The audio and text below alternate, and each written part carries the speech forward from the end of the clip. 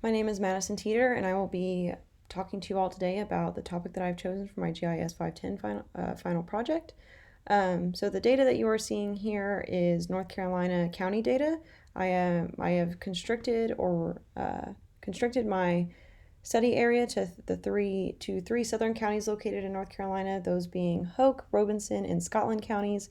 Within my study area, you will see data for the Lumber River, which I pulled from the Wild and Scenic River data that I clipped specifically to form my study area. You will also see data for the Natural Heritage Program natural areas, which are essentially just areas that this program is looking into because they have deemed it locations where there are biodiversity important species.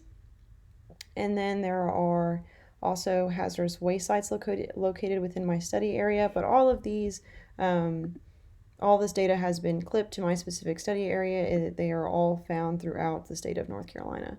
So the reason why I'm looking into this data is that the North Carolina Heritage Program has identified, as I said, natural areas consisting of terrestrial and aquatic sites that they have deemed to be of special biodiversity significance. However, after reviewing these locations, I believe that the boundaries of the natural areas should be expanded to include more areas surrounding the Lumber River, particularly because there's just areas of concern because some of those hazardous waste sites are just particularly close to the river.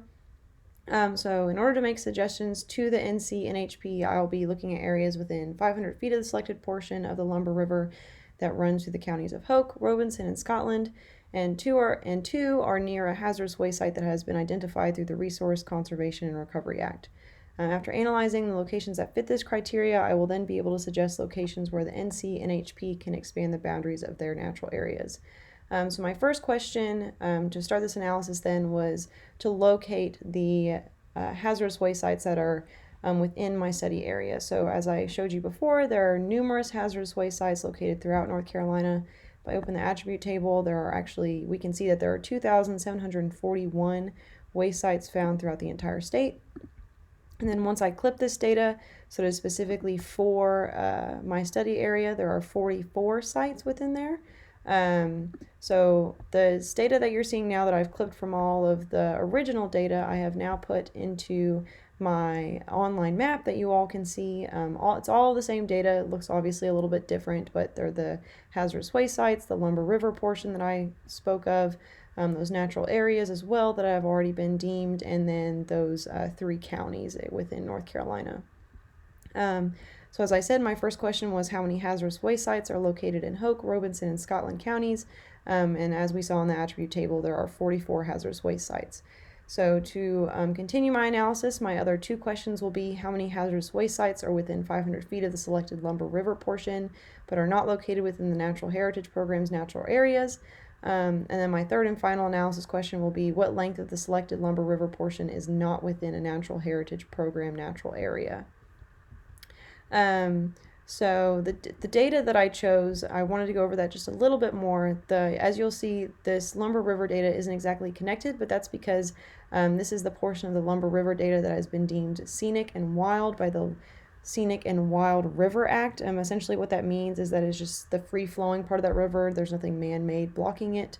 And then those natural areas, as I said, are just areas that have been deemed to be important for specific biodiverse important species.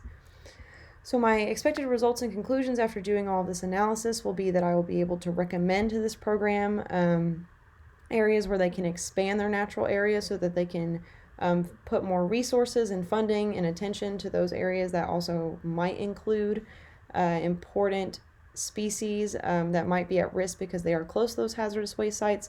And then that final question, also the third one here, what length of the selected Lumber River portion is not within a Natural Heritage Program natural area.